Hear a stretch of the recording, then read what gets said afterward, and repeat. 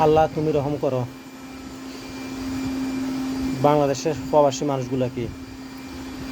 আউযুবিল্লাহি মিনাশ শাইতানির রাজিম, বিসমিল্লাহির রহমানির রহিম। ইতিমধ্যে সবাই জানেন ইসরায়েল আর ইরানের মুখোমুখি যুদ্ধ চলছে।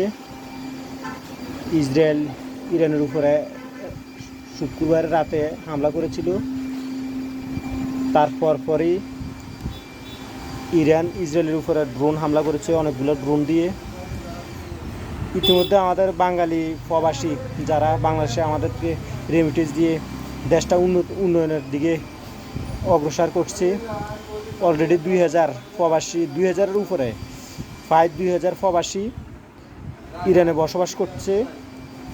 দিনের পর দিন পরিশ্রম করে যাচ্ছে তাদেরকে যাতে বাংলাদেশে ফিরিয়ে আনে। তাই সবার কাছে অনুরোধ, যারা বিভিন্ন এজেন্সির মধ্যে আছে তাদের কাছে অনুরোধ, বিশেষ করে বাংলাদেশ সরকার, বর্তমান সরকার ডাক্তার ইউনূসের কাছে অনুরোধ, যত তাড়াতাড়ি পারুন এই প্রবাসীগুলোকে নিয়ে আসেন, যাতে তারা শীঘ্রই বাংলাদেশে ফিরে আসতে পারে।